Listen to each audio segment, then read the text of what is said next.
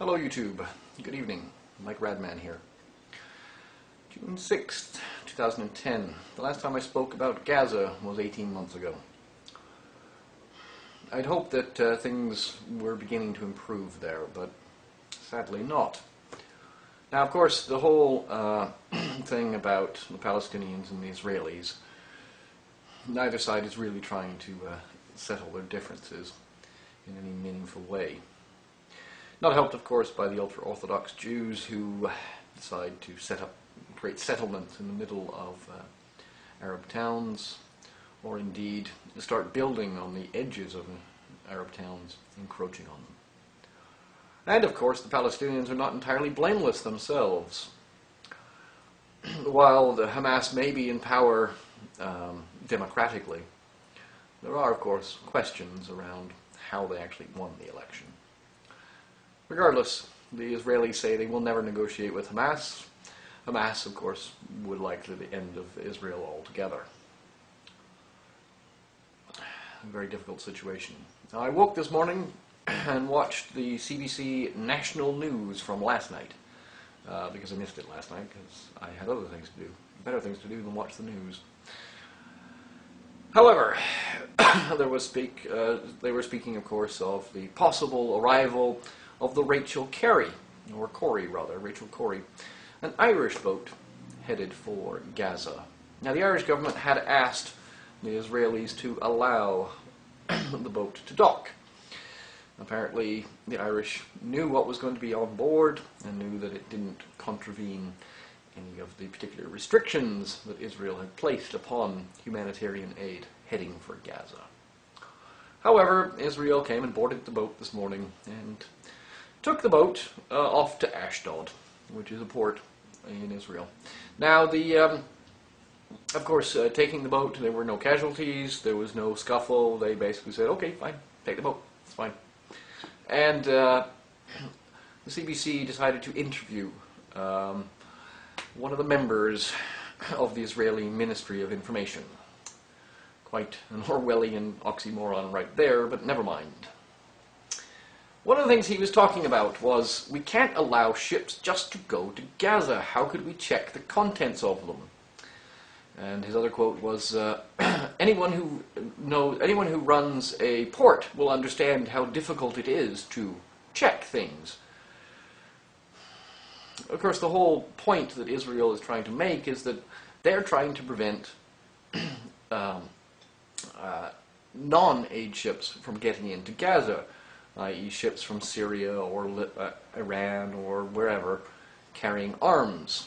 Their big claim is that Iran really wants to send long-range missiles to Hamas in Gaza.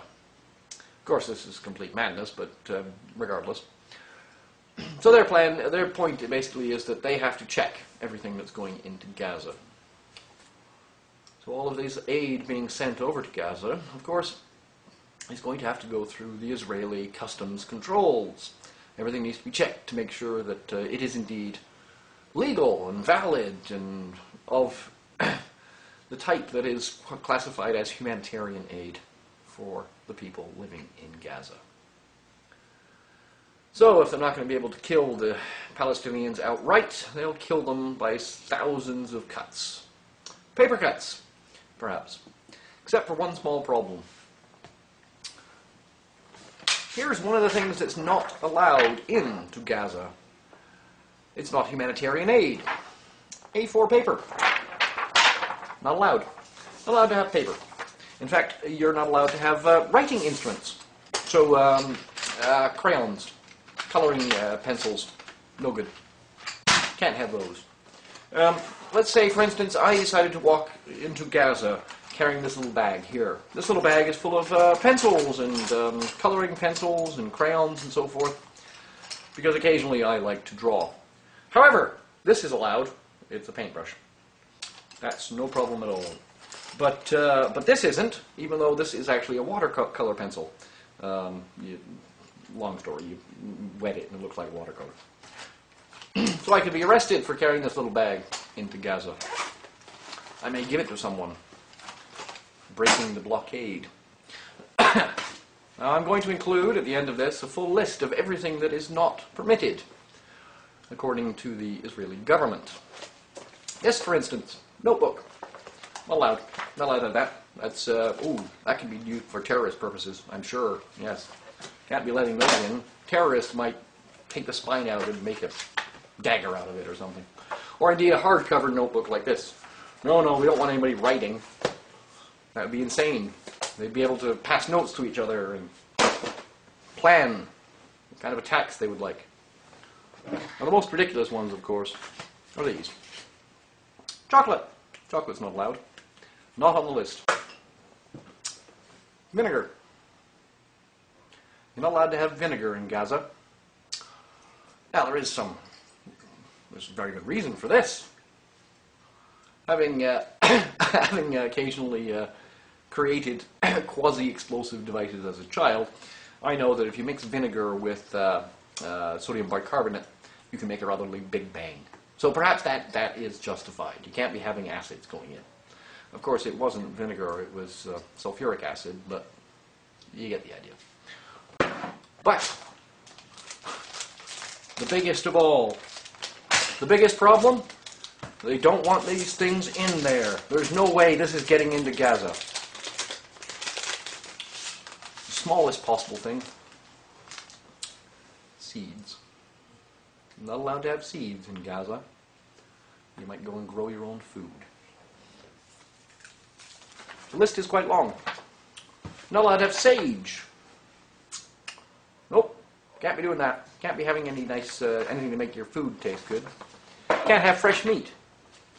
Can't import cardamom. Cardamom is used in the Middle East for making Turkish coffee. Very nice, particularly on a hot day. Can't have cumin or coriander or ginger. Nothing to make anything taste good. Can't have jam, halva, vinegar, nutmeg, chocolate, fruit preserves, seeds and nuts. Biscuits and sweets. Can't have those little Gaza children actually having a good time. Potato chips, gas for soft drinks. Dried fruit, plaster, tar, wood for construction, cement, iron, glucose, industrial salt. Plastic, glass, or metal containers are not allowed. Well, I guess they don't need to worry about being poisoned by plastic then. Industrial margarine, tarpaulin sheets for huts, fabric for clothing, flavor and smell enhancers, fishing rods, fishing nets, buoys, or ropes for fishing. Well, of course, they don't want anyone fishing off the docks at Gaza port. Nylon net for greenhouses, spare parts for tractors, dairies for cow sheds. Irrigation pipe systems, not allowed to irrigate, can't be having you grow food, no way. Ropes to tie greenhouses, planters for saplings, heaters for chicken farms. Musical instruments, not allowed. Size A4 paper, as I mentioned, writing instruments, notebooks, and newspapers are not allowed. Toys are not allowed. Sorry kids, can't have any toys. You might turn it into a IED or some nonsense like that. You know, little remote control car. Put a bar on top of that, drive it up to a Jeep, blow something up. Yeah, right. Razors, sewing machines, and spare parts. Now, razors, I really don't get, but anyway. Sewing machines and spare parts, heaters, horses, donkeys, goats, cattle, or chicks. Can't be growing your own food. This has nothing to do with terrorism. This has to do with demoralizing the entire population. Now, the Jewish people learnt a very valuable lesson during World War II, when the Nazis forced them to live inside ghettos in major cities. They're returning the favor. Something has to stop here.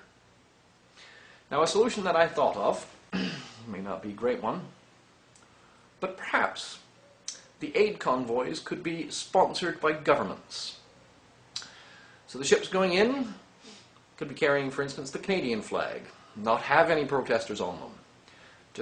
Just carry, say, 10,000 pounds of aid from Canada. Canadian government doesn't even need to come up with the money for that. I'm sure there's enough people that will donate. And of course, the Canadian government could tell the Israeli government, look, we've already checked what's in here. None of it is on your prohibited list. Let us come in. Will Israel go for that? No. Instead, they're going to hold everything up in a bureaucracy. As more food and aid arrives, it will take longer and longer to get to the people of Gaza. I really wish the CBC would do their investigative reporting a little better. This list is madness. Peace, love, understanding. Think about things.